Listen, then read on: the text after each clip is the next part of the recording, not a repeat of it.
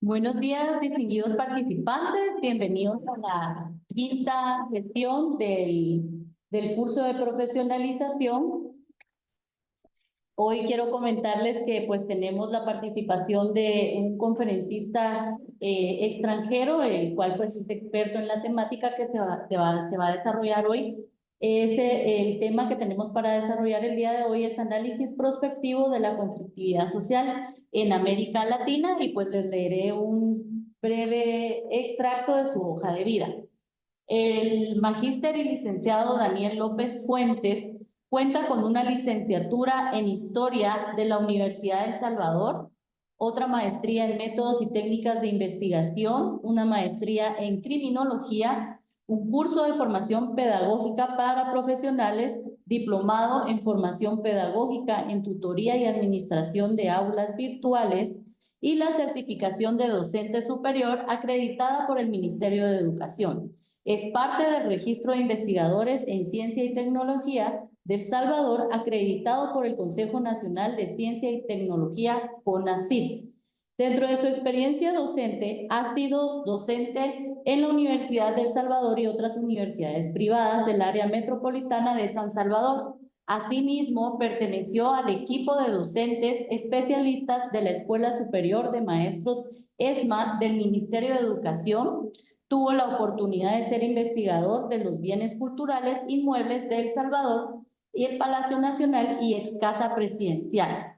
Para Concultura, forma parte de la jefatura de investigación del Colegio de Altos Estudios Estratégicos, desempeñándose como docente, investigador, redactor y editor de libros y artículos de interés institucional.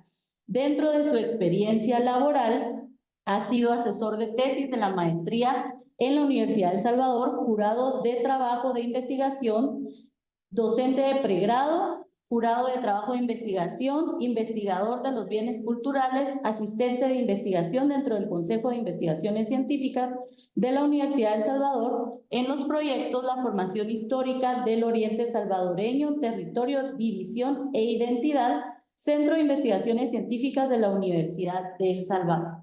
Bueno, aprovechen al máximo los conocimientos que el maestro López Fuentes viene a compartirles el día de hoy.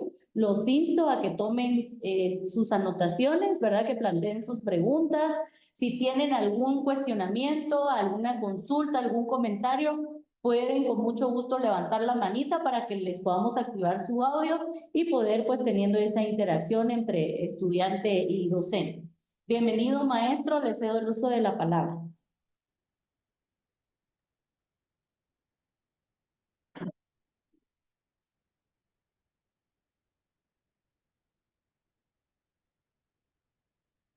Bien, muchas gracias por la presentación. Es un gusto tener esta posibilidad de compartir con ustedes estos conocimientos sobre el análisis prospectivo de la conflictividad social en América Latina. Vamos a trabajar y desarrollar esta temática desde un punto de vista teórico, porque tengo entendido que hoy cerramos esta capacitación, este curso, y por lo tanto vamos a ver esta parte de el análisis prospectivo, la teoría de Estado y la teoría de conflicto social. Entonces, nuestro marco teórico de esta conferencia va a girar en esos tres campos: prospectiva, Estado y la parte de conflictividad. Entonces, de nuevo, muchas gracias al INES por esta conferencia, por darme esta oportunidad, y vamos a desarrollar el contenido en estos momentos. Entonces, resulta que, como primer punto, desarrollamos la parte de la temática que hace referencia a nuestro índice de la conferencia. Resulta de que como vamos a hablar sobre el análisis prospectivo de la conflictividad, vamos a ver 4 columnas. la responsabilidad del Estado en la gestión de conflictividad, los sistemas de alerta y respuesta temprana de conflictos sociales, además de el análisis de riesgo de la conflictividad social en América Latina, y pues vamos a tratar de utilizar todo nuestro marco teórico para ver estos conflictos sociales que hay actualmente en nuestra región. Entonces, partimos de una idea fundamental ya cuando vemos lo del análisis prospectivo. Y debemos de hacernos una pregunta, y esa pregunta es, ¿qué entendemos por análisis prospectivo? Las ideas principales que podemos decir es que el análisis prospectivo ayuda a las organizaciones, pero también a los responsables en la toma de decisiones para anticipar y prever algunos cambios y desafíos que se van a dar en el futuro. Uno. Segundo, también el análisis prospectivo utiliza una herramienta que es los escenarios, la realización de modelos, la realización de análisis de tendencias y también permite realizar una planificación estratégica. Y de esta manera, los conductores y los tomadores de decisiones van a tener la posibilidad de tener esos futuros múltiples para evaluar las implicaciones que se pueden dar, teniendo en cuenta el presente y trazarse al futuro. También el análisis prospectivo permite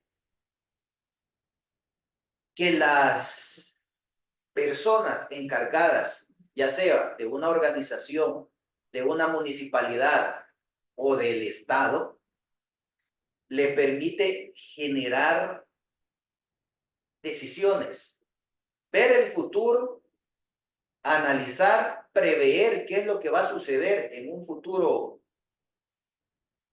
de mediano, largo plazo, y así generar las decisiones que van a darle la posibilidad de tener un éxito a la organización, de nuevo, ya sea privada, municipal, pública o estatal.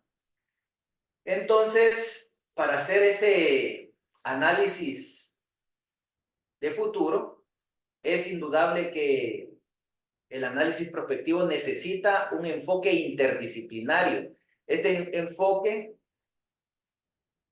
abarca en su mayoría las ciencias sociales, las ciencias humanísticas. Estamos hablando de sociología, economía, psicología, la historia, ya también la parte de las tecnologías de la información y las comunicaciones. Es decir, que para hacer un análisis fuerte de la realidad por venir,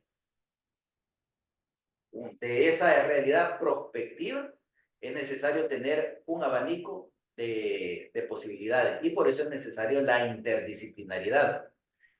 Y eso permite tener la, tal vez no certeza, pero sí estar más claros en qué conflictos o qué dinámicas pueden generar conflictos en la región. Entonces, eso es lo que vamos a entender por análisis prospectivo. Asimismo, tenemos otra idea principal y es esto de los elementos a considerar en un análisis prospectivo. Para el caso de nosotros, Latinoamérica. Entonces, Latinoamérica somos una región que tiene bastantes peculiaridades y tiene bastantes similitudes. Entonces, al tener estas similitudes, podemos generar un análisis prospectivo fijando varias líneas. Y esas líneas que pueden generar conflictos sociales están la desigualdad socioeconómica, las crisis económicas y políticas que nos afectan, también la polarización política. Vamos a darnos cuenta que también la violencia del crimen organizado y de estas organizaciones delictivas, ya sea a gran escala o mediana escala, también afectan muchas regiones de Latinoamérica. También se están dando estas protestas sociales y movimientos sociales en la región. Y no solo estamos viendo elementos de crimen o elementos antrópicos, sino que también vemos elementos climáticos. Entonces, también para analizar la realidad prospectiva de Latinoamérica y poder detectar los posibles conflictos sociales a futuro, también es importante tener en cuenta el medio ambiente, el cambio climático y el impacto de posibles pandemias. Por ejemplo, Latinoamérica, la última pandemia que vivió, que fue la de COVID-19, pues nos damos cuenta que arrasó con varios sistemas de salud y creó una conflictividad social en la parte de las restricciones a la movilidad que se dieron.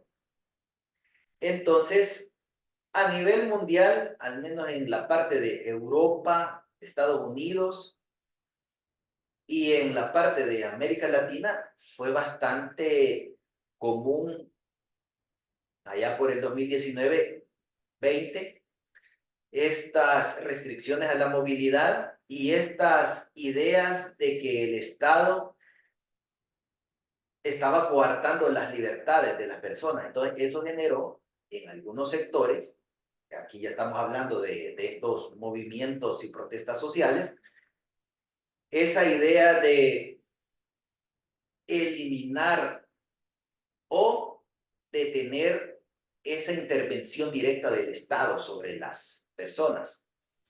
La parte del cambio climático, lo que podemos decir es que también nuestra región latinoamericana tiene nuestra población en su gran mayoría es de una economía agrícola y por lo tanto cualquier cosa que afecte las cosechas afecta también ya nuestra seguridad alimentaria directamente. Entonces, ahí vemos que el cambio climático también es importante tenerlo en cuenta dentro de la perspectiva que puede generar conflictos a futuro. El caso más triste y más sonado de América Latina, podemos mencionar los países, la mitad de los países de Centroamérica, México, Colombia, Ecuador, la parte de del crimen organizado, de las bandas delictivas, ya es Haití, actualmente Haití, con esto de las pandillas, o ya propiamente el narcotráfico. Entonces, también ahí vemos que es un claro elemento a tener en cuenta para ver esto de la conflictividad social. Y algo que ha afectado a Latinoamérica desde sus procesos de independencia.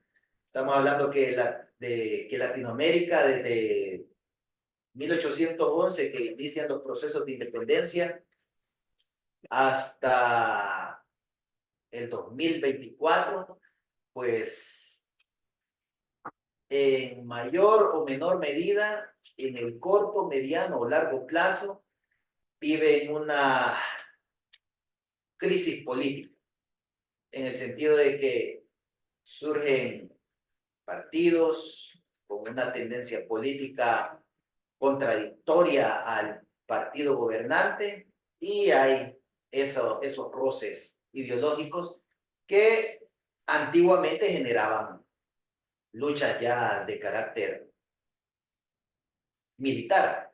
Entonces también hay que ver esto de las crisis políticas que pueden afectarnos a nosotros. Y pues otra cosa que hay que tener en cuenta pues, es la desigualdad socioeconómica.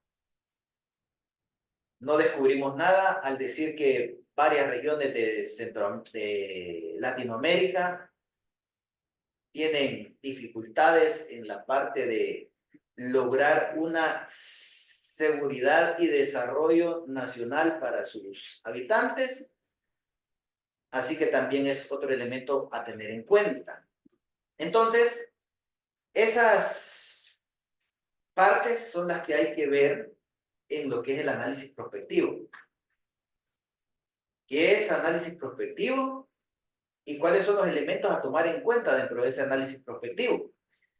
Pero hay que pensar también que el análisis prospectivo no es único. No hay una sola forma de ver el futuro, entendido como un proceso para analizar a mediano y largo plazo. Entonces resulta de que hay varios autores que analizan los estudios prospectivos. Entre ellos tenemos a Fred Pollack, a Hernan Kahn, a Alvin Toffler, a Michel Godet y a Peter Schwab. Cada uno de ellos, en su momento, estamos hablando que desde la década de los 60 hasta la actualidad, se ha dado este análisis prospectivo. Entonces, estos personajes que ustedes tienen en la pantalla son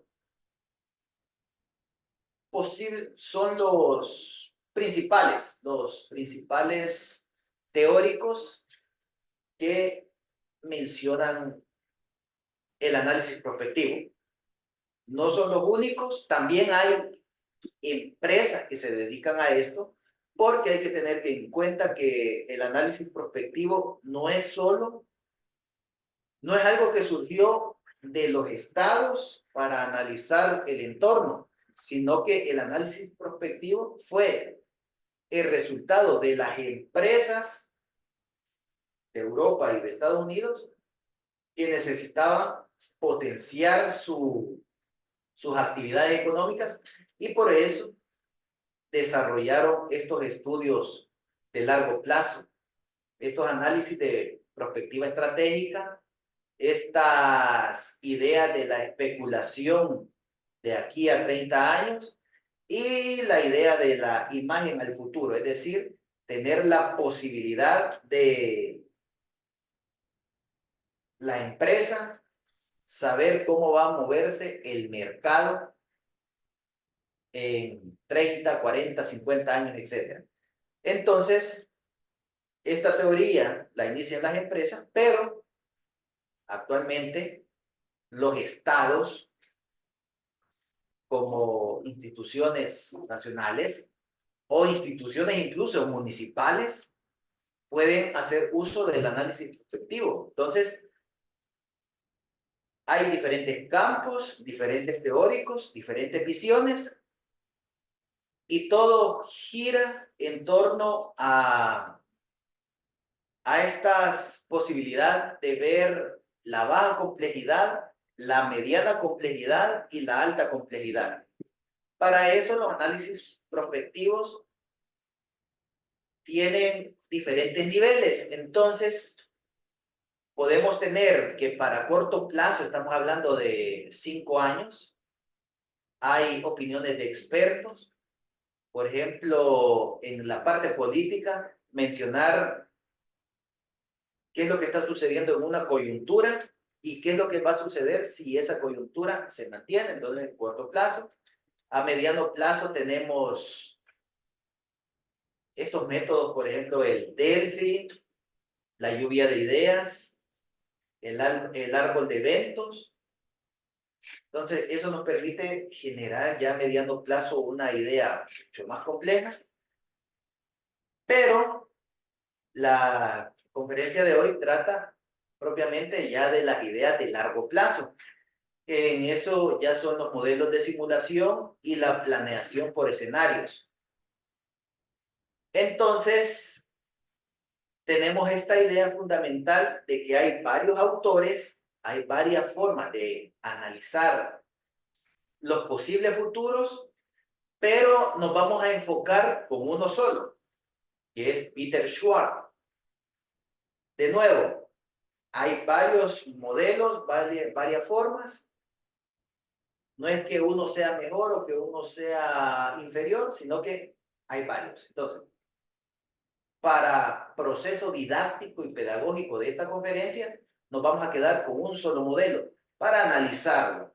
Entonces tenemos a Peter Schwartz y él en su libro El arte de la visión a largo plazo desarrolla toda esta metodología del estudio de escenarios y la manera de generar futuros estratégicos. Entonces, en este libro, que es la base teórica de Peter Schwartz en la parte de escenario, lo que vemos es que es importante tener en cuenta que es un error la falta de visión a largo plazo.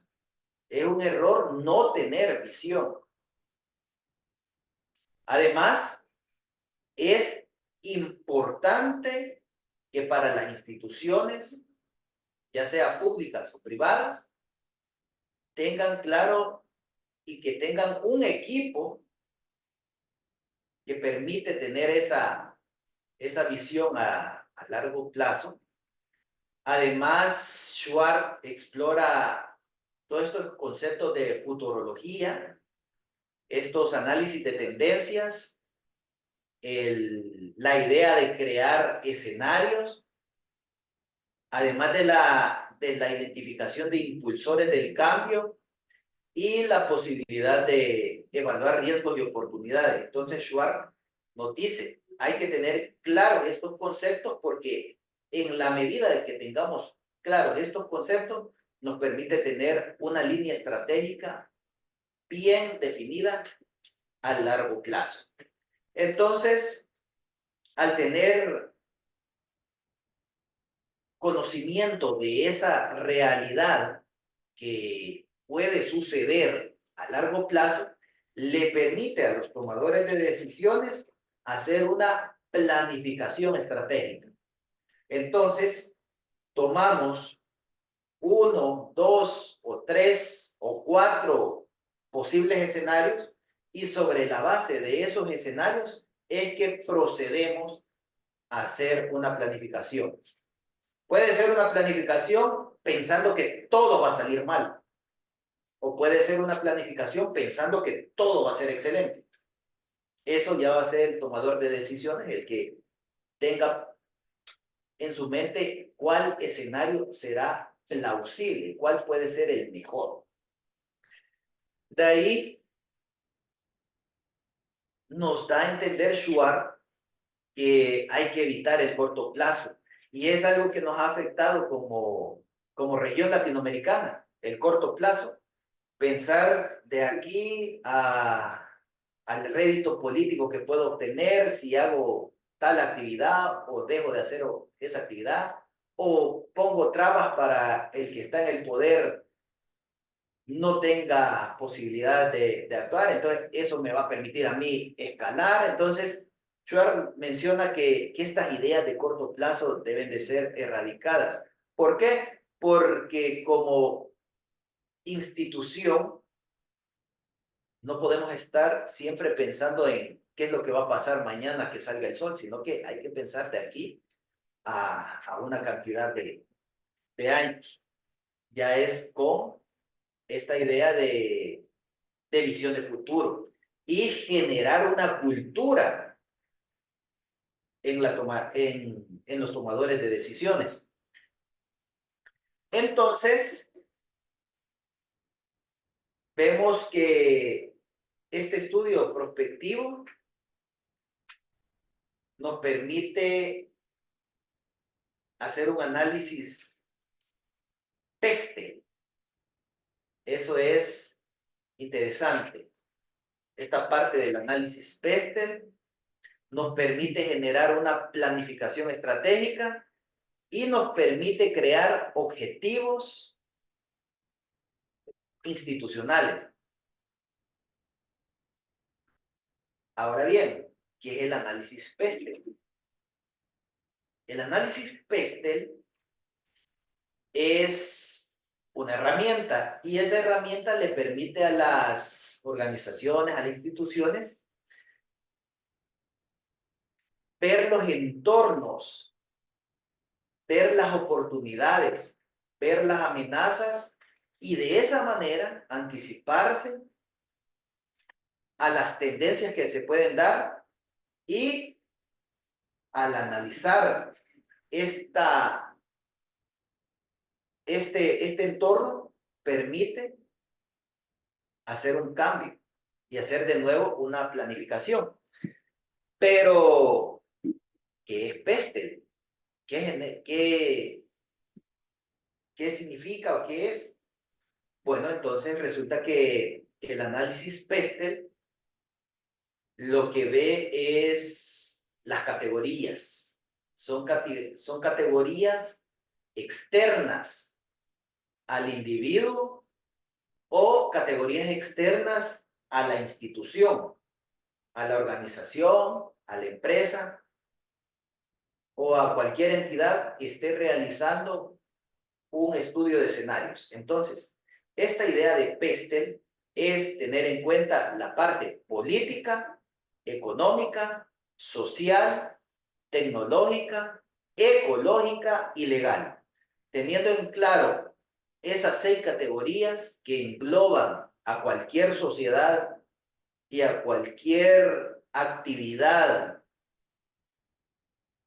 corto, mediano, largo plazo, son categorías que hay que tener en cuenta. Entonces, es importante ver estos 6 elementos del PESTEL para poder generar una planificación estratégica mucho más desarrollada. Pero además de tener claro ese análisis PESTEL, hay otra cosa que es necesario que todos tengamos claro, y es el VICA. Estoy seguro que varias personas acá que están escuchando saben lo que es el VICA. Es una herramienta prospectiva también que le sirve al análisis prospectivo. Y este VICA permite conocer la realidad de una región. ¿Por qué? Porque resulta de que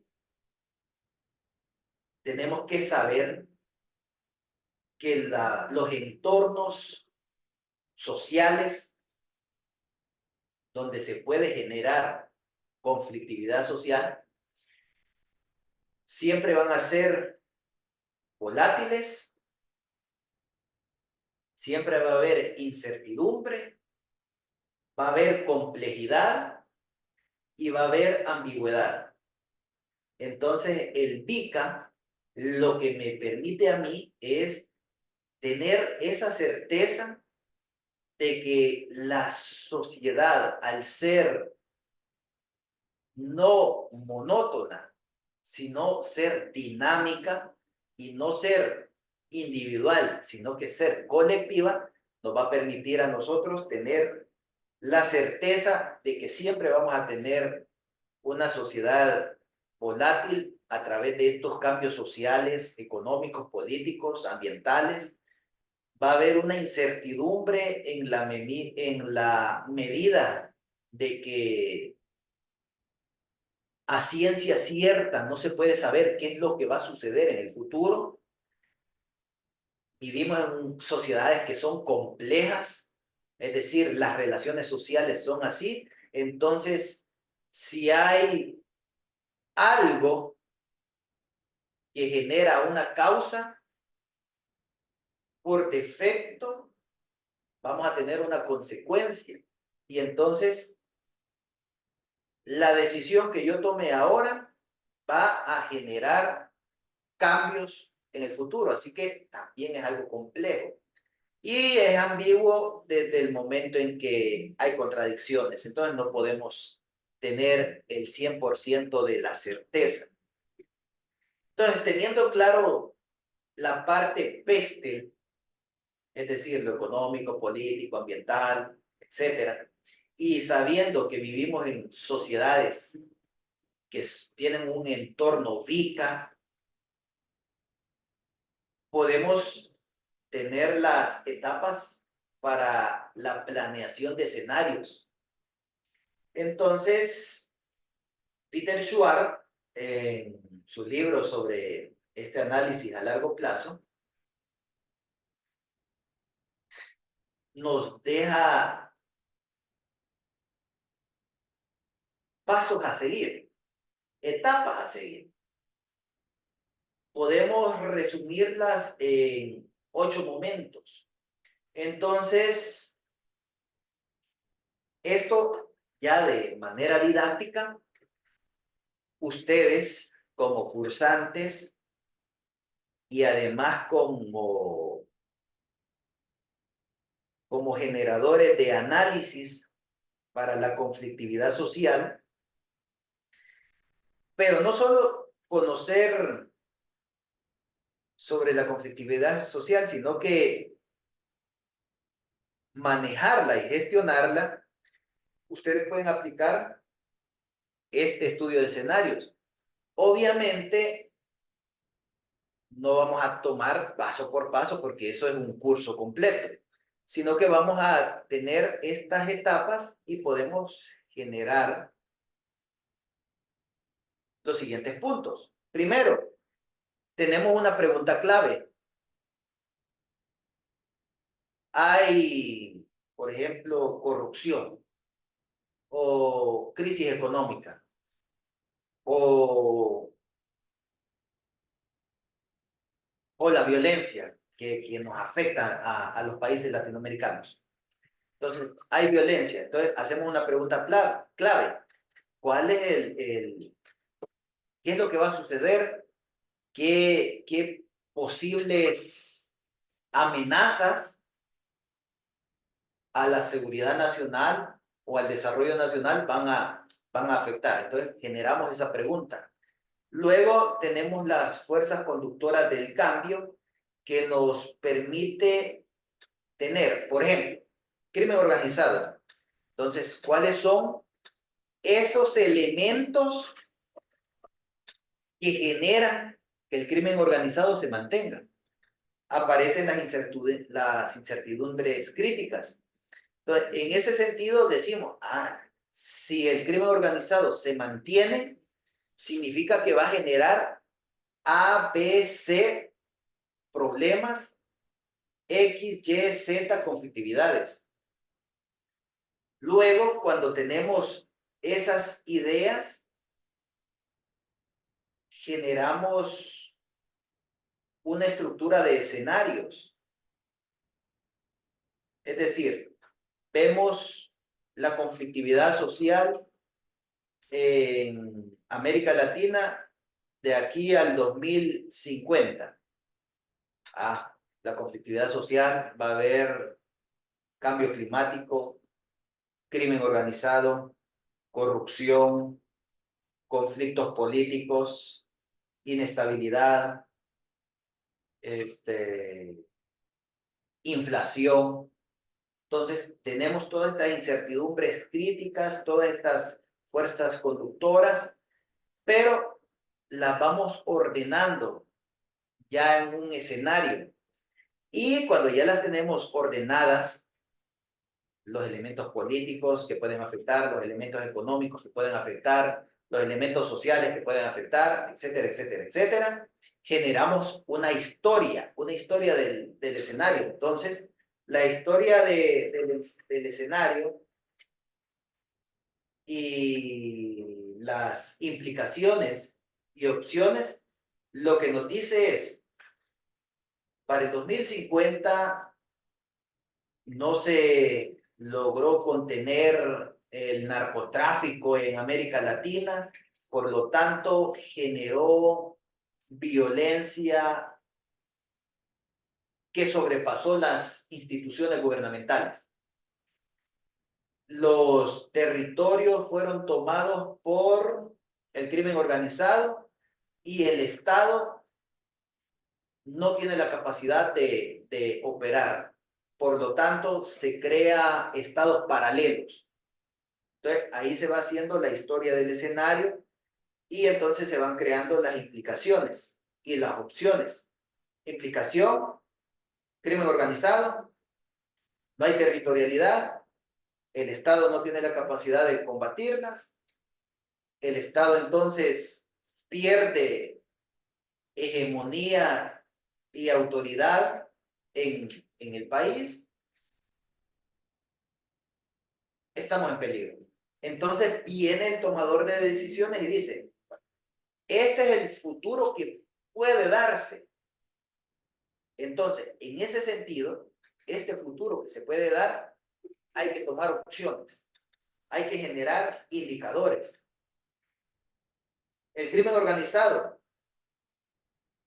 actualmente, 2024, ha coaptado las instituciones públicas. Y si eso no se combate, en el 2060 tendremos un narcoestado. Podría ser la idea dentro del tomador de decisiones. Entonces dice esta persona, no, entonces tenemos la posibilidad de evitar ese futuro negativo. Vamos a evitar ese futuro. Entonces, ¿qué hay que hacer? Crear leyes que combatan la corrupción. ¿Existen o no existen? Actualmente no existen. Ah, excelente. Entonces, piezas de correspondencia a las asambleas legislativas de los países latinoamericanos, a los congresos, para dar un marco legal. Digamos que ya existen esas leyes. Ah, ya existen. Entonces, ¿qué necesitamos? Una fiscalía y una policía fuertes, que tengan la capacidad de la investigación técnica científica. Ok. Presupuesto para estas instituciones. Y así sucesivamente. Entonces, el estudio de escenarios es excelente porque se hace un diagrama donde yo puedo tomar el escenario positivo, el mejor. Yo puedo tomar un segundo escenario bueno. Puedo tomar un tercer escenario regular y un último escenario que es el peor, el desastre. Y entonces, como tomador de decisiones, tengo ese abanico de poder ver lo súper positivo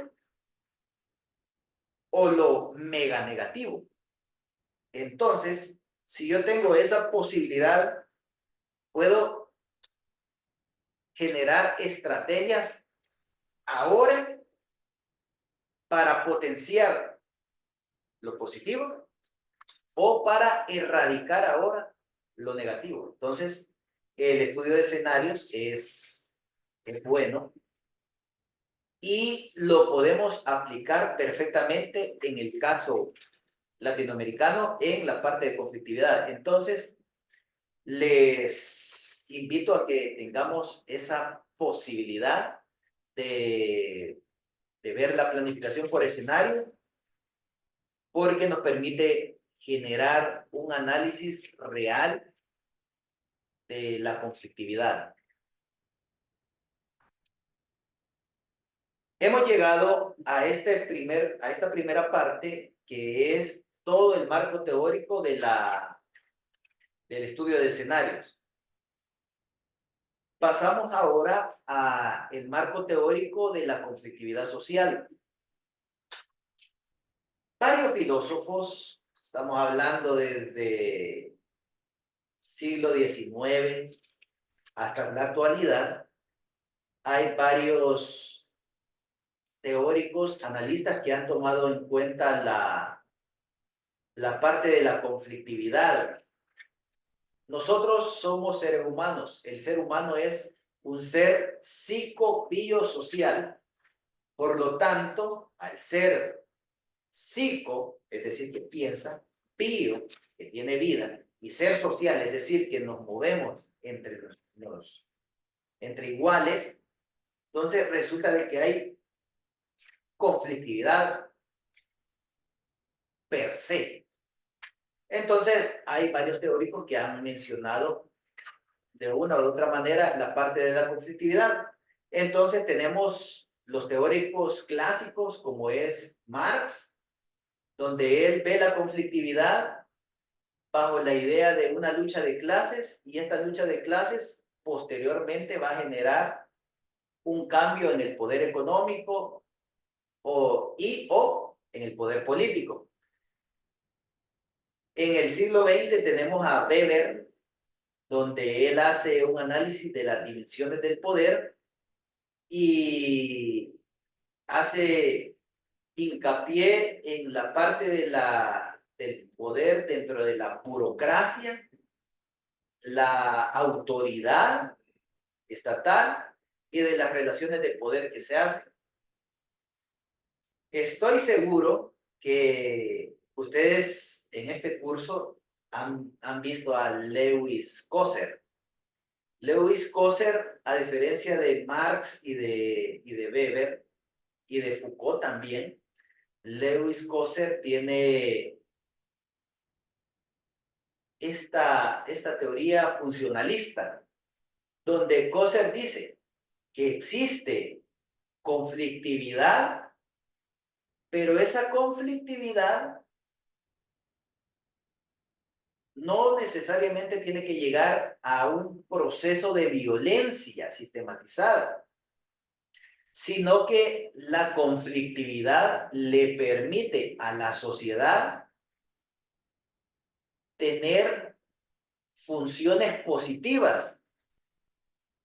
Se promueve el cambio y hay una cohesión social. Entonces, eso es bien interesante porque Coser no lo ve como algo, por ejemplo, Foucault, él habla de lo panóptico, de las relaciones de poder y de la resistencia. O sea, Foucault, Weber y Marx, lo que le dicen, hay un poder que prácticamente aplasta a los subalternos y los subalternos generan un conflicto para tratar de soltar ese poder, de quitar ese yugo.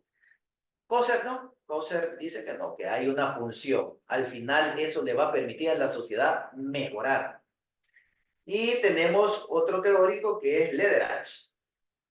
Y él, igual, él tiene esta idea de la construcción de la paz centrada en la transformación de los conflictos y la promoción de la reconciliación y de la justicia.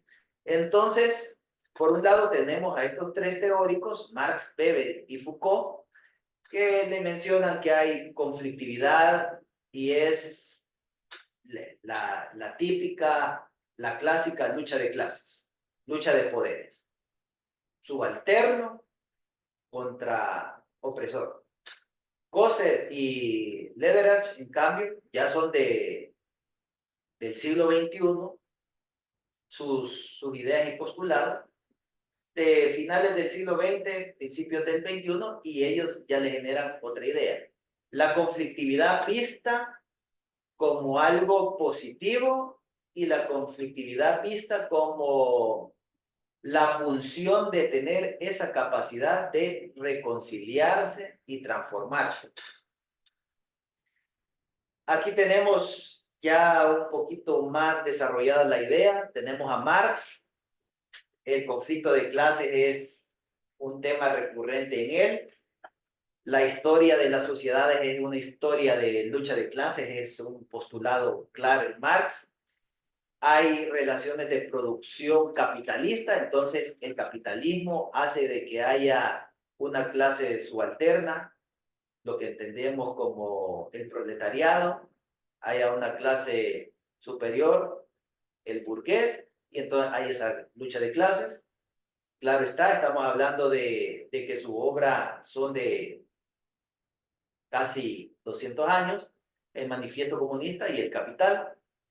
Weber, en cambio, es ya del siglo XX, de principios del siglo XX, es decir, que las ideas de él ya tienen 100 años, porque el libro Economía y Sociedad es de 1922, su otro libro sobre la ética protestante y el espíritu del capitalismo es de 1905, es decir, que ya los postulados de él ya tienen entre 102 y más años de antigüedad. Entonces, él dice que el conflicto se da por múltiples dimensiones, pero todo esto es porque hay una estratificación social y hay relaciones de estatus. Y eso genera disputas. Entonces hay una disputa de legitimidad y hay una disputa por el control de las instituciones del poder estatal. Entonces, ¿qué significa? Significa que la conflictividad social en la concepción de Weber se da porque hay un grupo que tiene el poder estatal y hay otro grupo que quiere eliminarlo para tomar ese poder estatal. Entonces, él toma en cuenta estas partes de la autoridad y la legitimidad. Otro teórico, filósofo importante en lo que es la conflictividad es Michel Foucault. El libro clásico de él es Vigilar y Castigar. Y en este libro él crea este concepto de lo panóptico. Panóptico es esta idea de la visión en 360 grados, es decir, hace referencia de que hay un poder que tiene el Estado y le permite vigilar y mantener un proceso de disciplina en los subyugados. Ese poder, esa idea de panóptico, de esa visión completa, se logra gracias a las instituciones. ¿Por qué? Porque son las instituciones las que detentan el poder. Entonces estamos hablando de instituciones militares, policiales, fiscales, de salud, de educación. Es decir, prácticamente todo lo que administra el Estado para estos teóricos son herramientas para mantener el poder. Y un poder que se ve en la dominación. Entonces hay una dominación, hay una estructura jerárquica y esa estructura jerárquica es la que mantiene la institucionalidad. Pero ya en el siglo XX, a finales del siglo XX, se creó, o mejor dicho, hubo otro enfoque. Ya les mencionaba a Althusser y a Lederer. Entonces hay un enfoque que es más integrador. Ahí hay más una idea de resolución de conflictos. Ven ustedes que los primeros teóricos lo que le dicen es, hay un poder, el poder, las instituciones o las personas que tienen coaptadas las instituciones, las personas que tienen coaptadas las instituciones, mantienen el poder, tienen el poder y no quieren soltar ese poder. Y las personas que no tienen el poder o tratan de resistir como pueden o tratan de eliminarlas para ellos tomar el poder. Entonces, es de solo una dirección, podemos decir. Maestro, perdón la interrupción. Si gustan, nos vamos a ir a un receso. Vamos a dar Perfecto, un receso, sí, gracias. Un receso de 15 minutos y pues a las 10:05 vamos a estar de vuelta para la segunda parte de la disertación. de acuerdo. Gracias, maestro. Con la segunda parte de la disertación, magíster.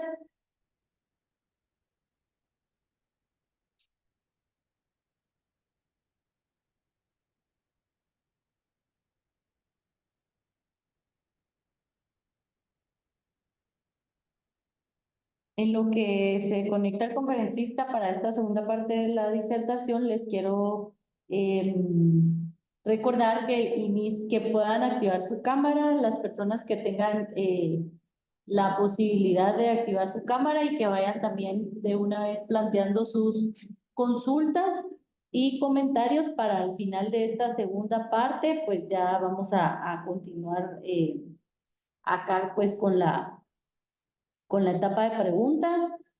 Ahorita tenemos otros 40 minutos de disertación y vamos a continuar. Adelante, maestro.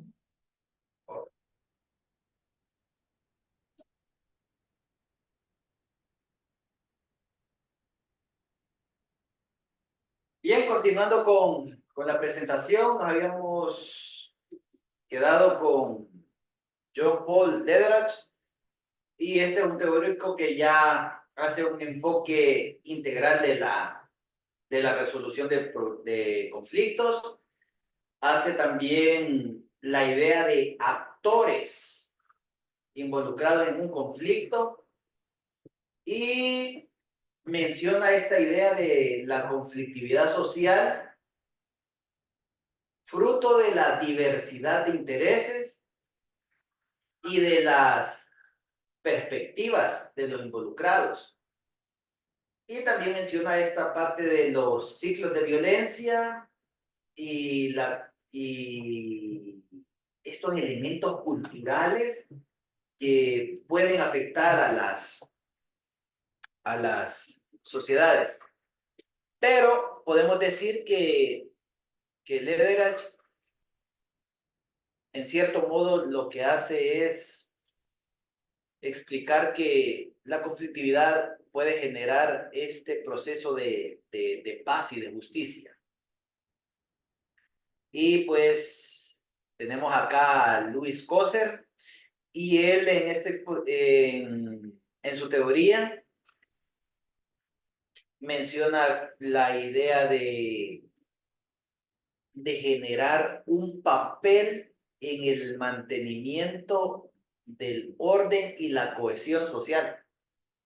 Entonces, Coser lo que explica es que si bien es cierto, hay conflictividad social, esa conflictividad no debe de escalar a la violencia, sino que hay conflicto, pero ese conflicto debe de ser funcional, debe de darle las herramientas positivas para que la sociedad pueda generar un cambio positivo para, para el desarrollo.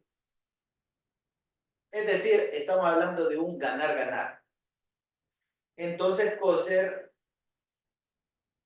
como ve la conflictividad como algo positivo, o mejor dicho, una forma positiva y funcional para la mejora de la sociedad, él explica que hay una función de integración, hay una función de cambio y adaptación, y hay una función de regulación de la desigualdad.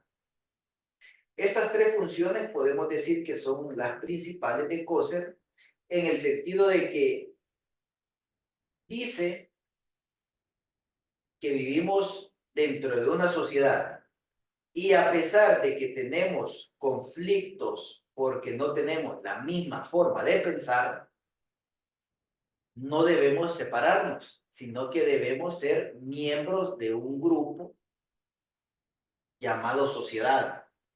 La sociedad de Guatemala, la sociedad de México, la sociedad de España, etcétera, etcétera. Yo tengo una idea política, yo tengo una idea económica, yo tengo un problema ambiental, etcétera, etcétera. Pero al final, con el que yo tengo el conflicto, es parte de la misma sociedad mía. Entonces, por eso debemos de generar una idea de integración, porque no estamos separados, sino que convivimos en el mismo entorno territorial. Hay que tener una claridad en la innovación y en la idea de cambio social. Entonces, Coser, lo que le dice a usted es que sí, ese conflicto va a generar un cambio social y va a generar una innovación. ¿Por qué? Porque va a permitir un progreso y evolución de la sociedad. Y al final vamos a tener la posibilidad de regular o erradicar la desigualdad. ¿Por qué? Porque se da un conflicto donde alguien está siendo afectado, entonces al generar este debate, al generar esta adaptación, al generar la idea de que estamos integrados, pues tendría que mejorar la sociedad y eliminar todas estas desigualdades. Entonces, Coser, al final, le explica que un conflicto social debe de ser visto desde las relaciones de poder. Un conflicto social debe de ser examinado a través de los antecedentes y las causas. Hay que evaluar las posibles soluciones y estrategias de resolución. Hay que identificar las partes involucradas. Hay que explorar los intereses y los objetivos de las personas o de los grupos que están en conflicto. Entonces, ahí vemos la teoría funcionalista, porque yo identifico a los involucrados, veo los intereses y objetivos que tienen, y entonces tengo que analizar las relaciones de poder que hay entre esos grupos. Al verlo, voy a generar causas y consecuencias y voy a decir, el producto C es el resultado de la suma de A más B. Ya que tengo ese resultado, esa consecuencia, por las causas que se dieron, entonces le doy soluciones. Y entonces, tanto el sector X como el sector Y resuelven sus problemas, los minimizan, el conflicto se reduce y permite un proceso de mejora. Ahora bien, hay una gran cantidad de conflictos sociales, pero en la mayoría de nuestros países, el conflicto social es visto y analizado y se toma como principal actor al Estado. Entonces, de nuevo, venimos a este proceso de la teoría del Estado. Vean cómo llevamos la secuencia didáctica de esta conferencia. Vimos la teoría prospectiva, la teoría de conflicto y ahora estamos viendo la teoría de Estado. Entonces resulta de que en la teoría de Estado, resulta de que podemos analizarlo desde varios puntos de vista. Y uno de ellos es estos 6 teóricos del Estado. Tenemos a la teoría del Estado dentro del contrato social, donde los individuos viven en un estado de guerra constante, donde hay una competencia de recursos. Tenemos otra teoría como la del Estado de Derecho, en la cual se debe de crear un marco legal donde hay un poder que es el gobierno y ese gobierno es el que protege los derechos de los ciudadanos. Tenemos también la teoría del contrato social, pero ya desde el punto de vista de Rousseau, donde él ya lo ve más de la parte individual y la sociedad civil, desde el punto de vista de la voluntad y de la soberanía popular. Entonces, voluntad y soberanía popular es, claro, una república, un gobierno republicano y participativo, que si nosotros nos damos cuenta en el caso de América Latina, pues todos somos repúblicas. Entonces, esta teoría también ha tenido bastante eco eh, en nuestras realidades. Luego tenemos la teoría del monopolio legítimo de la violencia de Weber, el cual explica que el Estado moderno, es el que tiene el control del territorio a través de la fuerza. Por lo tanto, el Estado debe de estar presente en cada una de las actividades de sus ciudadanos.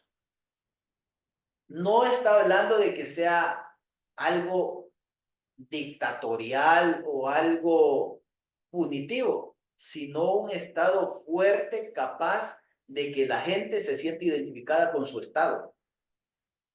¿Por qué? Porque el Estado se convierte en el administrador de toda la cosa pública. La cosa pública, república. Tenemos ya para el siglo XXI, finales del siglo XX y este siglo XXI en el que vivimos, dos teóricos más, que es la teoría de la gobernanza democrática de Robert Dahl, en la que hay esta idea de que debe de haber un sistema político que le permita expresar la voluntad del pueblo y además permite la participación ciudadana a través de la rendición de cuentas y a través de los gobiernos representativos. Y por último tenemos la teoría del fin de la historia de Fukuyama. Entonces, en el caso de Fukuyama, él menciona de que actualmente, después de la caída de la Unión Soviética y el fin de la Guerra Fría, pues lo que triunfó fue la democracia liberal y representativa y la economía de mercado, es decir, el capitalismo triunfó. Entonces Fukuyama lo que le menciona es que ya no hay más contradicción ni hay más lucha de clases y por lo tanto el tope de la historia, por eso es el fin de la historia, es la democracia liberal. Ya no hay nada más. Ese es el postulado de Fukuyama. Y de nuevo, ya en la parte del Estado, vemos esto teórico, en la parte del Estado, entonces, podemos ver que el Estado como tal es una entidad soberana y que tiene poder político.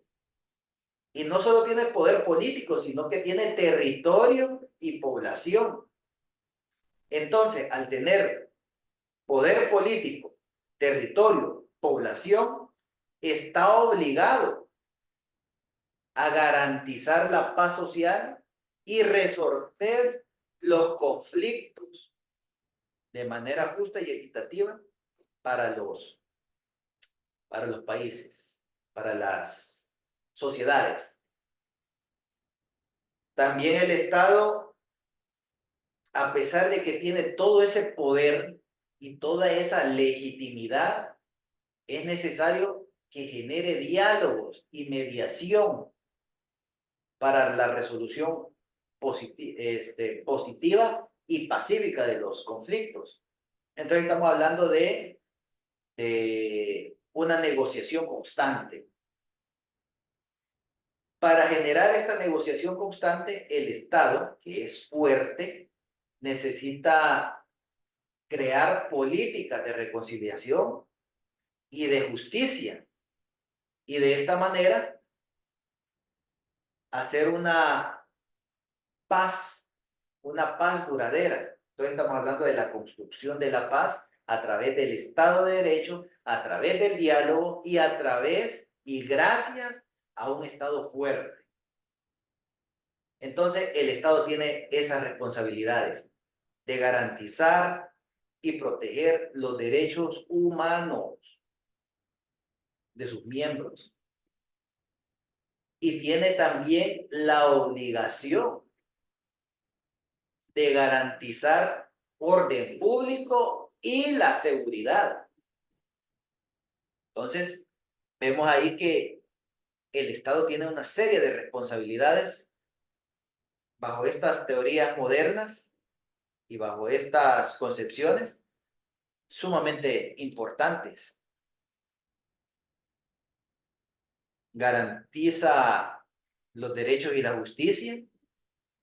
Eso es evidente. Los procesos judiciales se ven dentro del poder, dentro de uno de los poderes del Estado, y entonces, de nuevo, el acceso a la justicia es gracias a que hay un Estado fuerte que permite esa garantía de derechos. Hay una prevención de conflictos. ¿Por qué? Porque hay un Estado fuerte que identifica las causas de conflictos y entonces crea políticas públicas para promover la inclusión y eliminar la desigualdad. El Estado entonces también hace un proceso de mediación y conciliación. Entonces tenemos, a pesar de que el Estado tiene presencia, siempre se van a generar una serie de conflictos. Entonces esa serie de conflictos va a ser necesario que el Estado pueda crear los espacios de diálogo para promoverlos. Luego está también la parte de la aplicación de la ley, porque no es solo crear leyes, crear marcos legales, sino tener un Estado que haga que las leyes se respeten. Entonces, en la medida de que las leyes se respetan, la gente vive en una paz y armonía. Si la paz y armonía puede buscarse y lograrse a través del consenso, a través de que la gente quiera ser armónica con sus semejantes. Pero el Estado tiene que dar esa facilidad también de que si hay un par de personas que están fuera de esa norma de querer tener armonía social, entonces, si no lo quieren tener esa armonía, por voluntad, entonces va a ser por respeto a las leyes. Y el Estado también necesita hacer una reconstrucción de los posconflictos, en el sentido de que si ya se dio un conflicto, ese conflicto, dependiendo de la escalada de violencia que se haya dado, genera incertidumbre, pobreza, marginación, víctimas. Entonces, el Estado debe restituir, debe apoyar y generar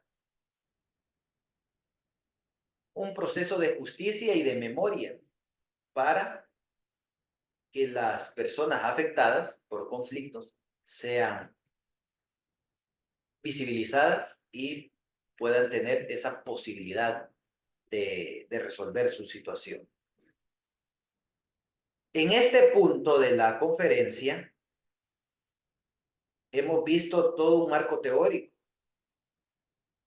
prospectivo, de Estado y de conflictividad. Entonces, ahora vayamos aterrizando ya en los sistemas de alerta y respuesta temprana de los conflictos. Ya vimos todo ese marco teórico. Entonces, ¿qué hay que hacer? Ya en la práctica, ¿qué se hace? Hay algo que se llama Sistema de Alerta y Respuesta Temprana, los SAR. Estos son mecanismos de prevención y gestión de crisis ante los conflictos y además le permiten generar alertas para evitar riesgos a la vida e integridad de las personas o, ya en un mayor caso, desestabilizar la democracia.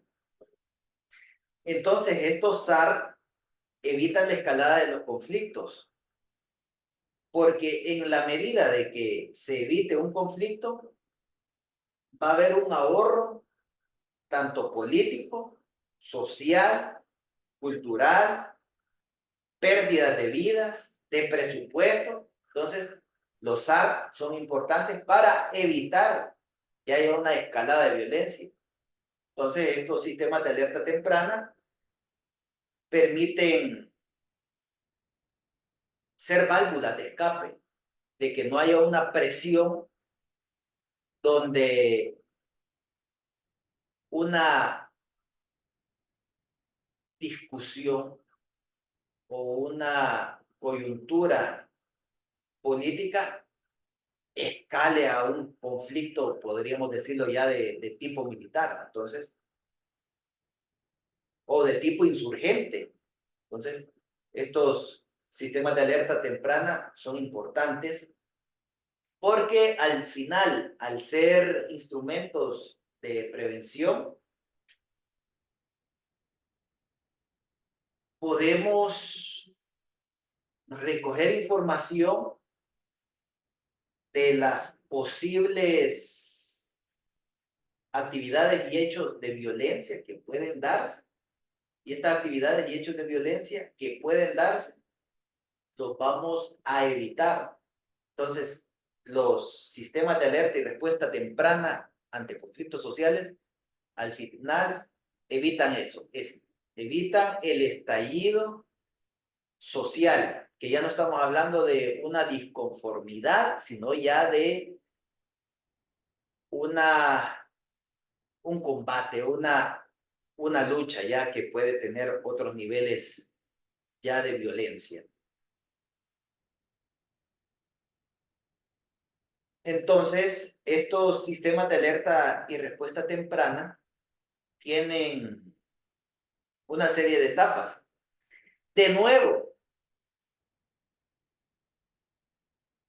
como un proceso teórico didáctico, tenemos estos 5 puntos, pero dependiendo del sistema de alerta temprana ante conflictos que usted revise, o dependiendo del país, de la región, puede haber una cantidad de pasos. Entonces nos vamos a quedar con estos pasos que son de las Naciones Unidas. Entonces, primero hay que hacer una recopilación sistemática de la información, tanto cuantitativa como cualitativa. Entonces, esto nos permite ver cuáles son esos conflictos y qué tanta magnitud tienen. Entonces, yo ya tengo la descripción de ese posible conflicto, entonces yo voy a hacer un análisis de esa información. Al tener yo el análisis, puedo tener la capacidad de alertar si hay una gravedad o si hay una amenaza plausible, posible, que me puede generar un impacto. Después de que yo ya emití la alerta, puedo identificar las acciones para el manejo sostenible del conflicto, porque aquí también es importante tener en cuenta de que no es erradicar el problema de una sola vez, sino que hay que saber que ese problema posiblemente si es algo coyuntural, algo institucional, algo cultural, puedo tomarlo y eliminar al individuo, pero si en el entorno socioeconómico, político, cultural, histórico de este individuo, las condiciones se mantienen, las condiciones estructurales se mantienen, entonces posiblemente vuelva a surgir. Entonces hay que tener la capacidad de crear soluciones sostenibles. Y al final hay que evaluar el impacto de la alerta. Entonces, ya teniendo yo identificada, analizada, generar a los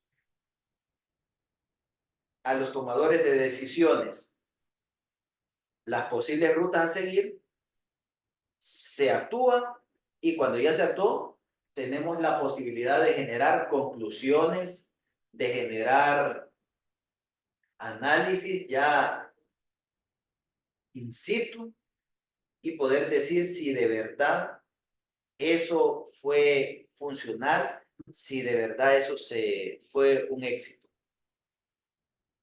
Entonces, al final, vamos a entender al conflicto como una lucha por valores, por estatus, por poder, por los recursos. Y esas luchas generan rivalidades de todo tipo. Entonces, eso vamos a entender como conflicto social. Esos conflictos sociales pueden ser individuales o grupales.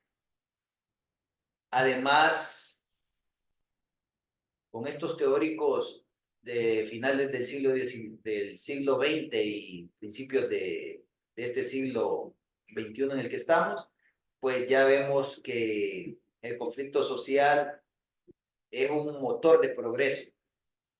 Está esa idea de motor de progreso en el sentido de que pueden generarse soluciones constructivistas a través del diálogo y la negociación, que al final van a dar una resolución de los conflictos y va a ser una solución pacífica, donde dos o más partes se sientan satisfechos ante su realidad. Tenemos entonces la idea de cómo se responden los conflictos.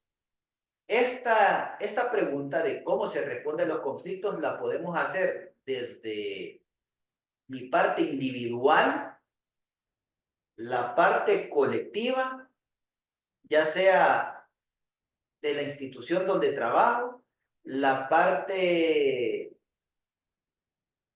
del barrio, la colonia, la comunidad donde vivo, la parte municipal, la parte departamental, la parte nacional o parte regional. O sea, ¿cómo podemos responder a los conflictos? Hay 6 formas de responder: a través de la negación, el conflicto no existe, no está pasando. La idea de competir, es decir, existe un conflicto y yo tengo la solución A, X persona tiene la solución B, entonces los dos tenemos la razón, entonces los dos tenemos que imponer nuestra idea. Evitar, es decir, sí existe el conflicto, entonces, pero no lo voy a tocar. Vamos a tratar de evadir eso.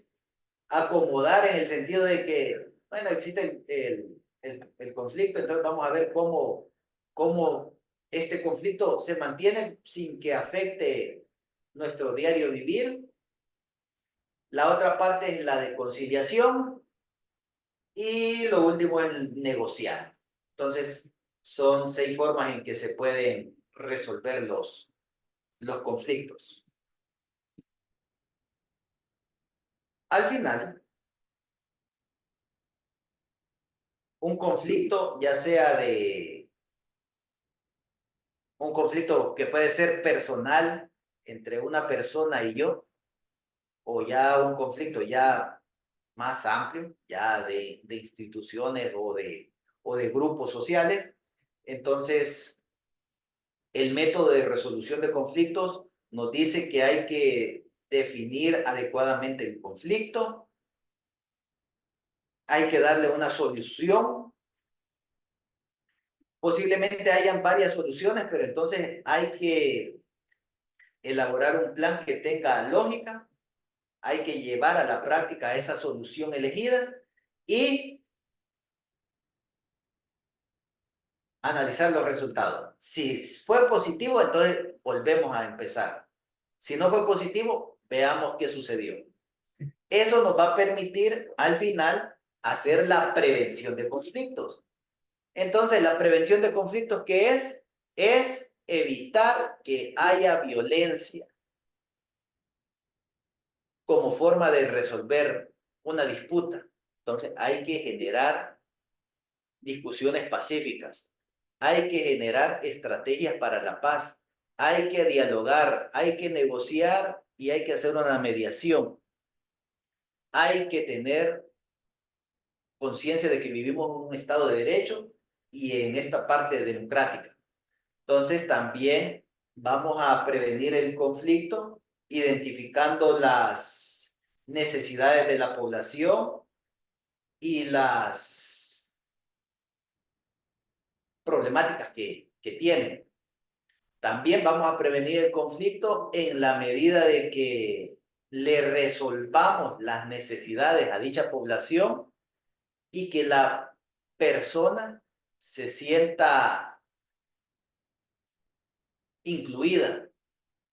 Asimismo, tenemos esta idea de atacar las causas latentes, porque el conflicto podemos erradicarlo, pero de nuevo, si las causas holísticas, la parte multicausal se mantiene, entonces posiblemente en una siguiente generación vuelva a suceder. Entonces hay que tener en cuenta eso, hay que eliminarlo y pues hay que evitar en lo posible el conflicto. Para terminar, a modo de conclusión, podemos ver los conflictos sociales en América Latina. Fíjense que tenemos bastantes peculiaridades parecidas. Todos los conflictos que vamos a mencionar son unos ejemplos. Y vemos el caso, por ejemplo, de Argentina. Argentina tiene una crisis económica, el proceso de la inflación que tienen ellos es bastante complicado. La parte de la precariedad económica y la parte del desempleo. Y hay también conflictos laborales por las huelgas y hay unos sectores de la vida política. Allá es muy fuerte el peronismo, entonces hay esa conflictividad.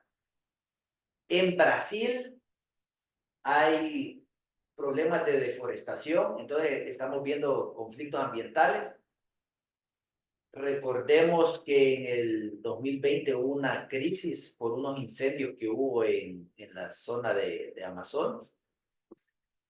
En Brasil también está la violencia urbana. Ahí hay en las favelas hay un grupo, el Comando Bermejo, que es un grupo criminal de narcotráfico que genera violencia y que el Estado a través del BOPE tiene que combatir enérgicamente.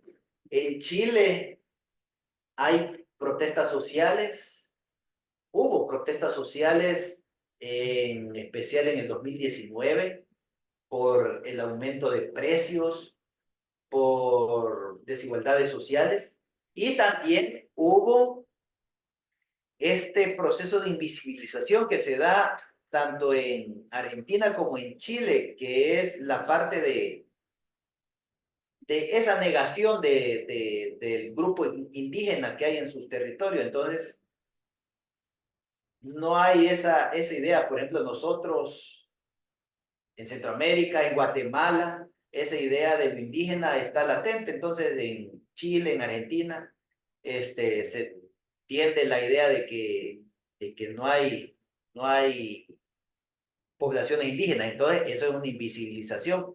Por lo tanto, entonces genera, en el caso de Chile, tensiones en Chile con los mapuches, donde incluso se generó estados de excepción.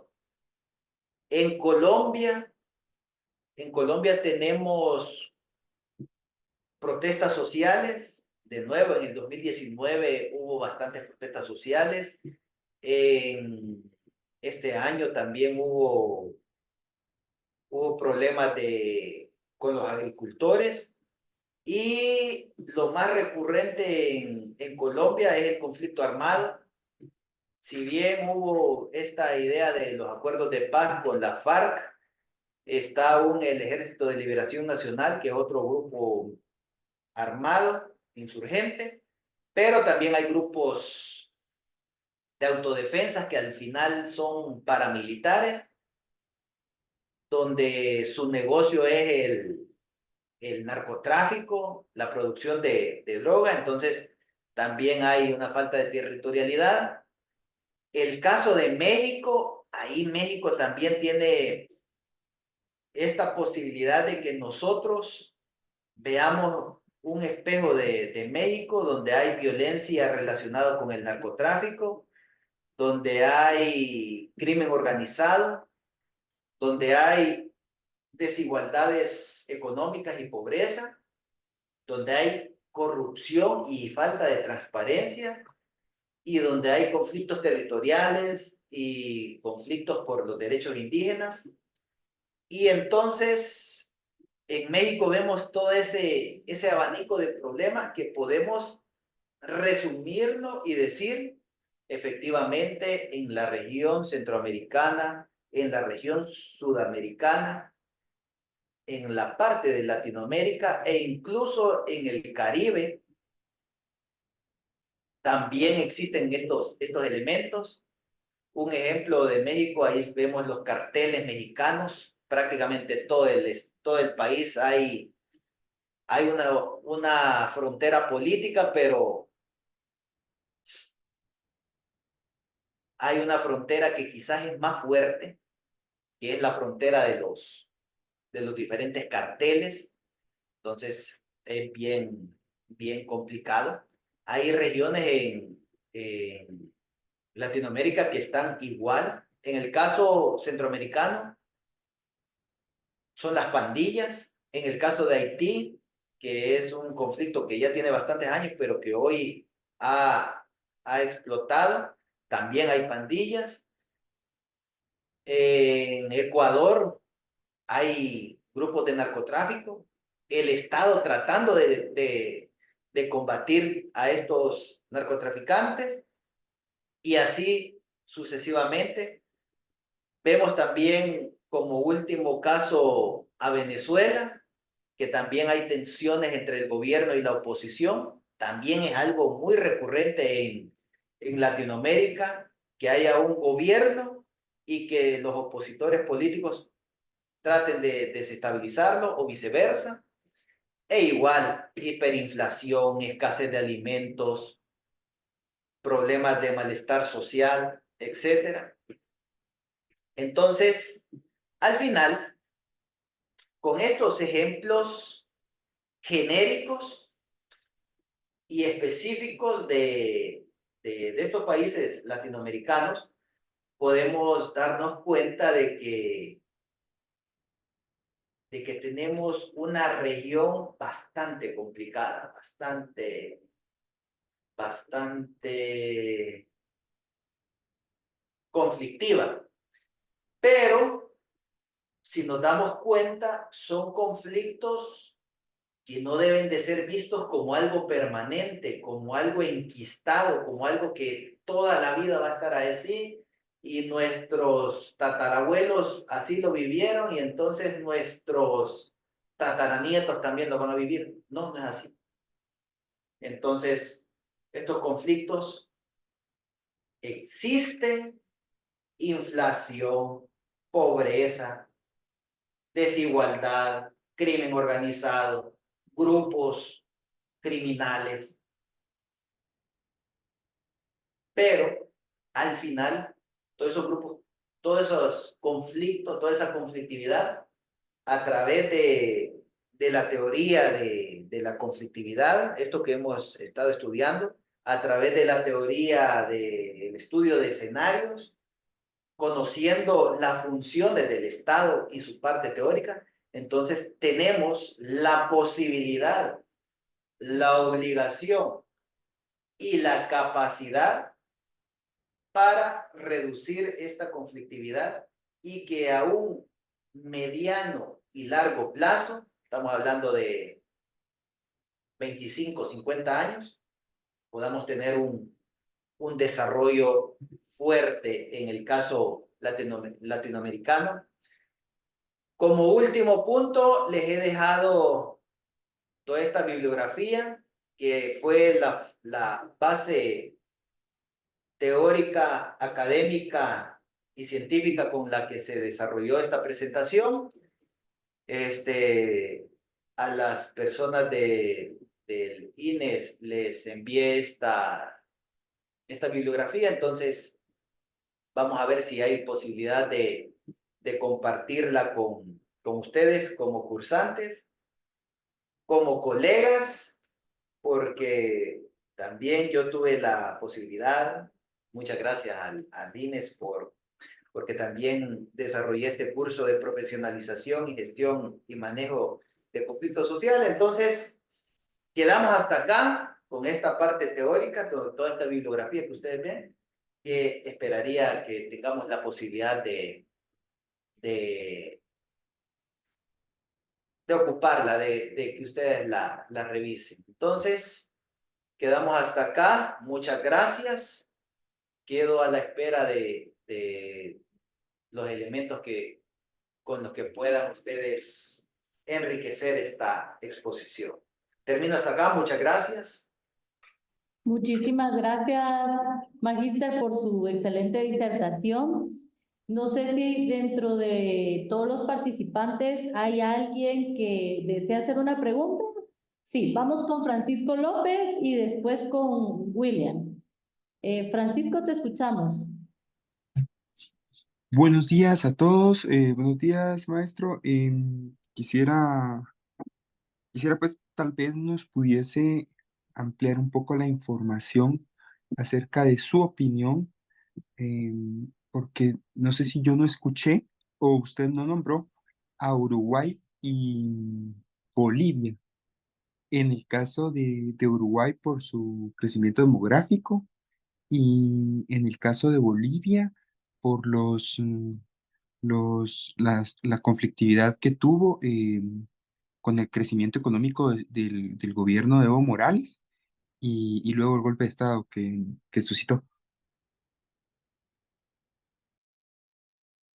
Sí, efectivamente, también hubo una crisis en Uruguay, ya que lo mencionó, de falta de agua.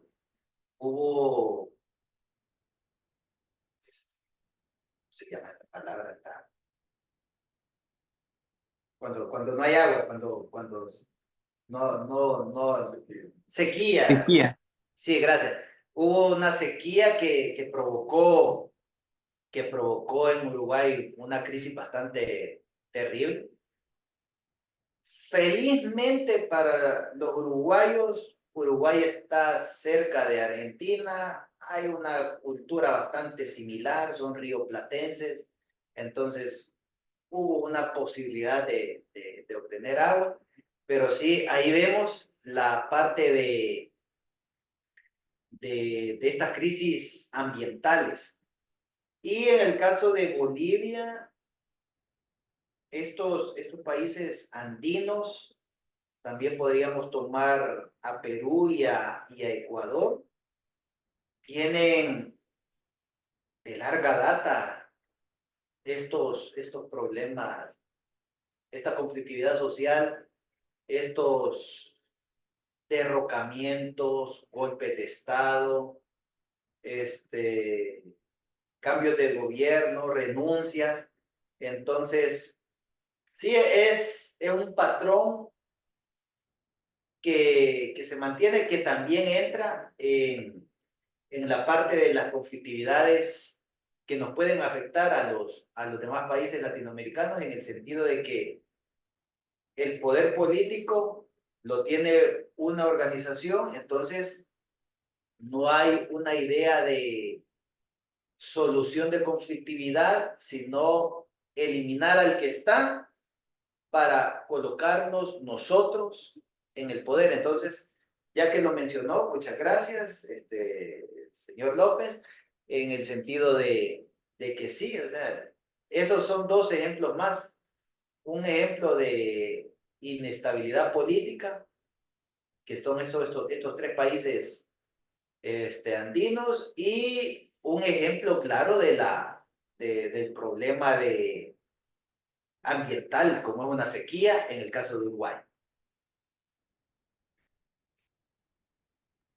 Muchas Gracias, gracias. maestro. Gracias, maestro. Gracias, Francisco. William, ¿puedes activar tu micrófono? Muchas gracias. Bendiciones a todos. Gracias por la oportunidad. Doctor, una pregunta. Es un tema controversial y por favor contéstemela como usted considere más conveniente. Pero no lo quiero comprometer, pero sí es un tema que creo que es importante hablar. Una pregunta, ¿ustedes han realizado algún análisis prospectivo sobre cómo la pugna geopolítica entre Estados Unidos, Rusia y China, por ejemplo, puede afectar la conflictividad social en El Salvador y en Centroamérica? Y lo pregunto concretamente, entre otras cosas, por ejemplo, por lo que mencionó hace algún tiempo el presidente Nayib Bukele, ¿verdad? Que acusó a Estados Unidos directamente y a sus sistemas de inteligencia de estorbar la negociación que se hizo en el proceso de Bitcoin ya hace algún tiempo, ¿verdad?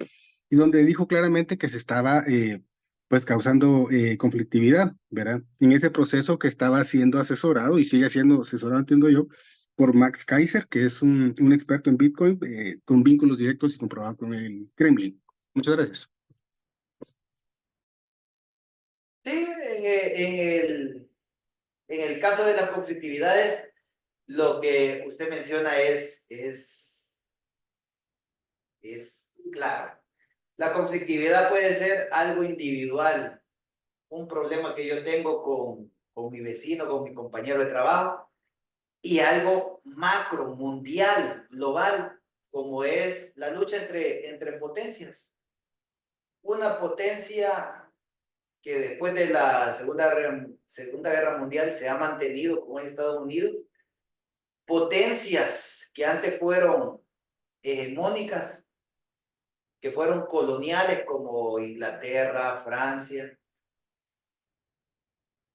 que tal vez hoy están en un segundo orden, pero se mantienen. Entonces han creado un bloque que es la OTAN, y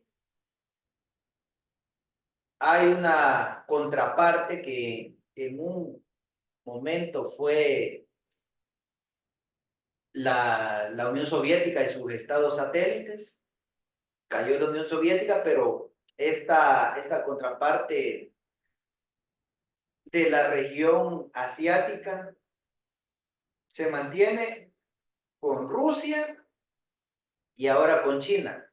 Rusia en la parte militar propiamente dicha, tratando de mantener su hegemonía en Ucrania, y los países occidentales, europeos y Estados Unidos, financiando o equipando a los países, a Ucrania, para combatir directamente con Rusia. Entonces ahí vemos una conflictividad, una escalada ya militar, de guerra, muerte. Los estimados mencionan que ya llevamos cerca de 300,000 víctimas de ambos lados, tanto heridos como bajas, ya muertos. Entonces vemos ahí esa conflictividad en la parte militar, y ya en la parte pues económica vemos a China, que en los últimos años ha tenido un poder económico bastante fuerte. Estamos en el 2024 y después de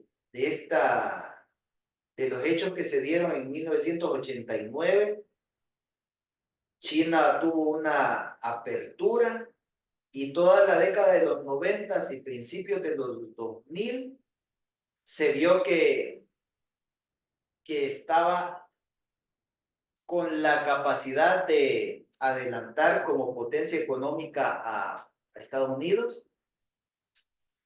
Recordemos que un ejemplo de eso fue las Olimpiadas que ellos desarrollaron en el 2008, y pues estamos viendo que ya casi se van a cumplir cerca de 20 años desde las Olimpiadas, es decir que China tiene ya cerca de más de 20 años de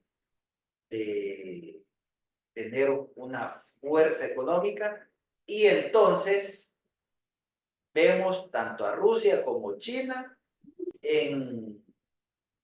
como grupos o como países que están al otro lado de la balanza.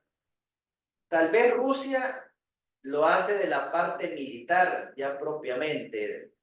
China ya es algo más conciliador, trata de acercarse más a los países a través de la cooperación, pero igual, los conflictos ya a las escalas planetarias, a la escala global, mundial, pues también se dan. Así que de una o de cierta manera van a afectar, es de afectar positiva o negativamente, eso está en construcción. Entonces tendremos que hacer un estudio de escenarios para analizar propiamente cuáles van a ser esos escenarios positivos o negativos ante la conflictividad que hay ya a nivel mundial entre estas potencias, ya sean militares y económicas, como son Estados Unidos y las demás potencias occidentales, y Rusia como poder militar nuclear, y China como un poder también económico que tiene la capacidad de generar un mercado tanto para la producción como para la compra. Entonces sí, está en veremos, vamos a ver qué sucede. Excelente, Magíster, muchísimas gracias por sus respuestas. Bueno, pues a continuación voy a proceder a leerle un reconocimiento. El Instituto Nacional de Estudios Estratégicos en Seguridad otorgan el presente diploma al magíster Daniel López Fuentes en agradecimiento por su valioso apoyo en el desarrollo de la videoconferencia Análisis Prospectivo de la Conflictividad Social en América Latina, correspondiente al curso de profesionalización, gestión y manejo del conflicto social. Tiene la fecha del día de hoy, está firmado por nuestro director general, el doctor Pablo Daniel Rangel Romero. Muchísimas gracias por su excelente disertación, magíster, y pues por factor tiempo, pues vamos a dejar la etapa de preguntas hasta aquí. Si alguien tiene pues algún comentario, alguna consulta, lo podemos hacer también a través del chat de Zoom, y pues agradecerle nuevamente su excelente disertación, maestro, y pues las puertas del INEE sabe que están abiertas acá y usted es bienvenido a nuestra institución. Bien, entonces muchas gracias. Éxitos en sus actividades. Felicidades ahí por su pronta graduación, el fin de este curso. Y espero que sea de utilidad todo esto que hemos desarrollado, porque al final tener una base teórica, una base didáctica es fundamental, porque no solo es opinar, sino generar una posición intelectual sobre los conflictos. Y eso se logra a través de un paso previo, que es conocer la teoría. Entonces, esperamos que la teoría de Estado, la teoría de prospectivo y la teoría de conflictividad haya sido académica, didáctico y pedagógico para todos ustedes, y estoy seguro que el INE siempre está a la vanguardia. Y de nuevo, muchas gracias a las autoridades, a la magíster Cindy por su apoyo, y a cada una de las personas que ha visto la disertación. Muchas gracias. Muchísimas gracias, maestro. Que tenga un excelente día. Bueno, pues de mi parte quiero recordarles que ya en nuestras últimas actividades del curso, pues como bien sabrán, ya hoy estamos culminando, ¿verdad? Este curso que tuvo pues a bien desarrollar 5 sesiones. Quiero comentarles que para esta última clase tenemos 3 evaluaciones que responder. Solamente una de las 3 tiene ponderación, ya que pues es la última evaluación de aprendizaje, la cual va a tener un valor de 15 puntos.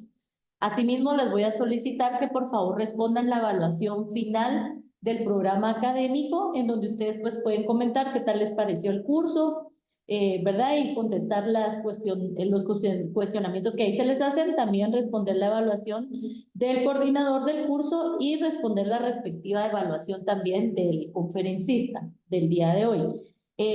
Quiero comentarles que, como ya bien les había propuesto, ¿verdad?, en apoyo a las personas que no pudieron resolver sus actividades desde el primer tema, ya que pues se fueron cerrando semana a semana, se les va a dar la oportunidad de hacer las actividades. En cuanto a actividades, estoy hablando de los foros, la tarea, las evaluaciones, ¿verdad? El día 1 de abril, es decir, que cuando regresemos de Semana Santa van a tener ustedes tiempo para poder responder todas estas actividades y ponerse al día con el curso el día 1 de abril a las 9 de la mañana, para el día 3 de abril a las 9 que se termina definitivamente el curso, ¿verdad? Entonces, la evaluación que se les va a subir hoy, la evaluación del tema número 5, va a estar habilitada a partir del día de hoy hasta el día 3 de abril. Y las demás actividades, que son las que tenían que haber hecho en semanas anteriores, se les van a habilitar desde el 1 de abril hasta el 3 de abril. Únicamente en esas fechas van a poder ustedes hacer sus actividades.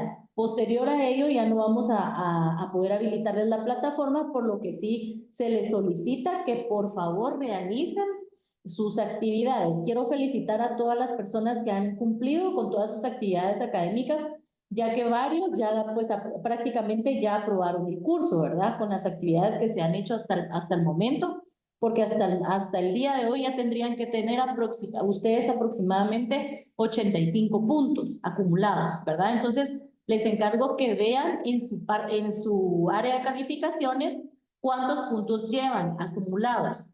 85.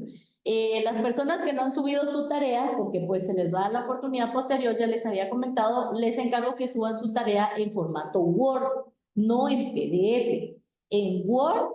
Y las personas que ya subieron su tarea y ya tienen calificación, pues definitivamente lo hicieron en PDF, pues así lo dejan, ¿verdad? Igual van a tener ahí su nota. Solo les encargo a los que no la han subido que lo puedan realizar en formato Word y lo suban, ¿verdad? a través de ese medio en formato Word.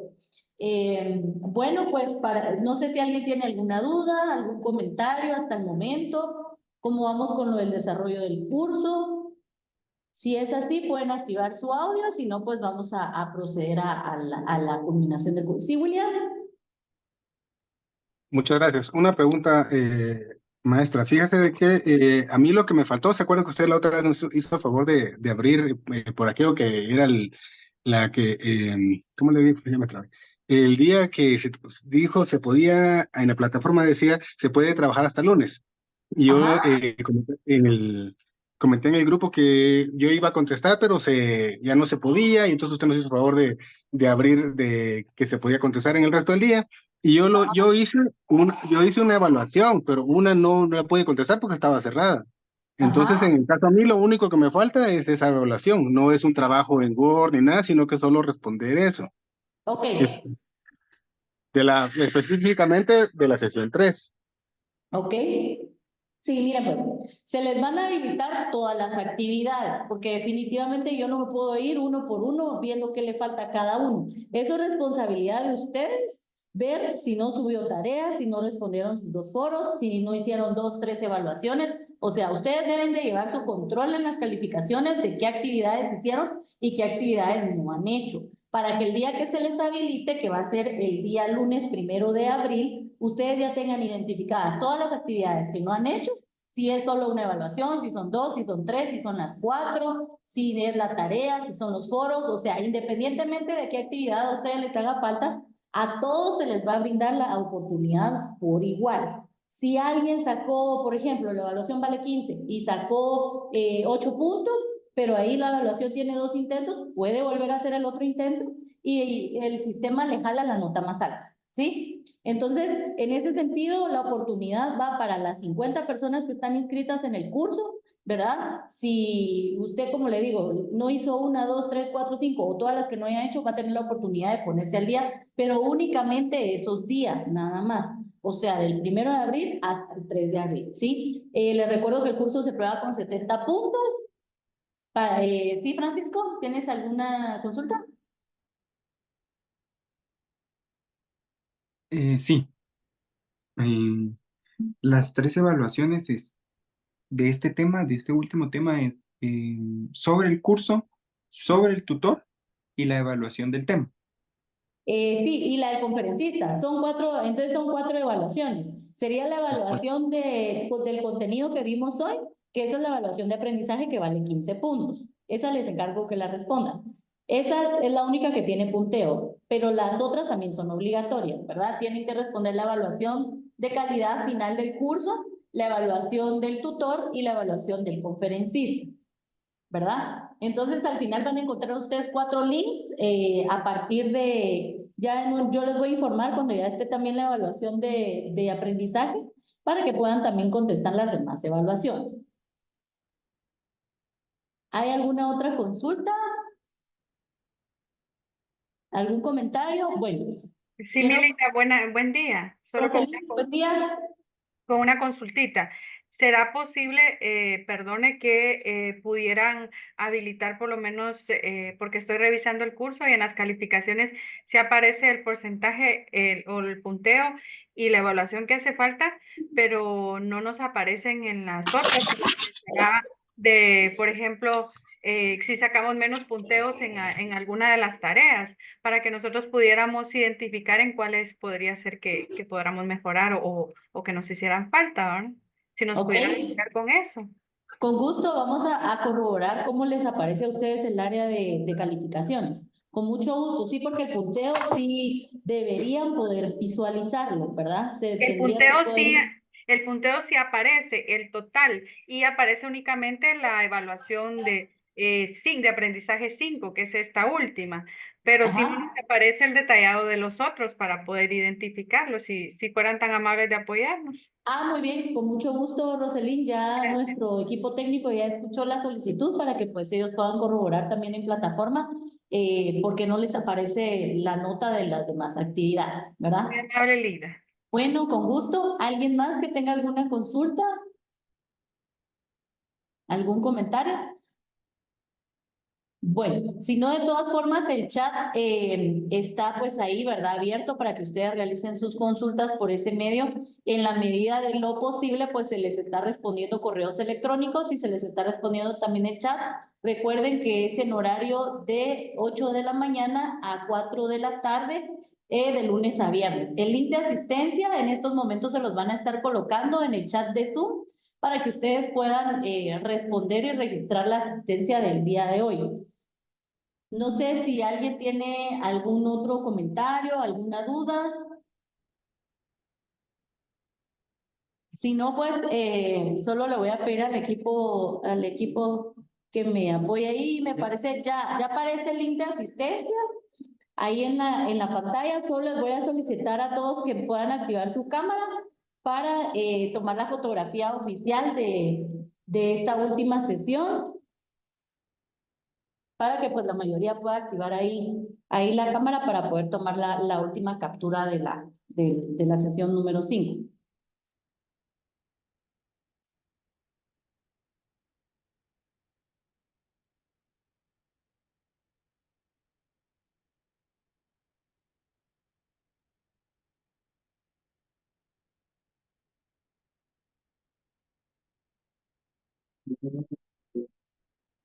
Listo, ya.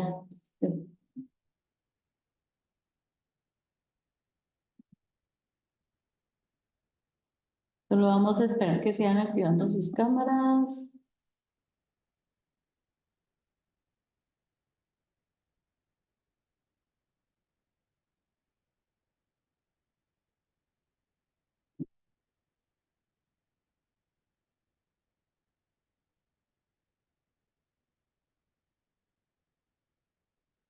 Y, ok, no tengan problemas, no tengan pena. Las personas que no pueden activar su cámara, no hay pena. Y bueno, ya hemos procedido entonces a tomar las capturas. Bueno, pues de mi parte quiero agradecerles a cada uno de los estudiantes por su compromiso, por el tiempo brindado a este programa académico. Espero de corazón que hayan alcanzado las competencias, que el curso haya sido de su agrado, que hayan aprendido bastante. Y pues nuevamente les comento que pues en el curso, en la plataforma, hay documentos de lectura. Ustedes pueden descargarlos, quedarse con esos documentos y seguir enriqueciendo su aprendizaje, ¿verdad? Y pues para mí fue un honor haberlos acompañado a través del desarrollo de este programa académico y espero pues verlos más adelante en futuros programas académicos. Los insto a que se sigan profesionalizando, a que sigan especializándose, capacitándose y a que se inscriban a nuestros programas académicos, que tenemos pues una oferta bastante buena, ¿verdad? Para este año y pues éxitos a todos. Espero que todos aprueben con 100 puntos y los que no logren aprobar el curso, pues los motivo a que sigan inscribiéndose en los futuros programas académicos. Que tengan todos un excelente día. Para mí ha sido un honor. Bendiciones. Gracias. A la orden. Feliz día.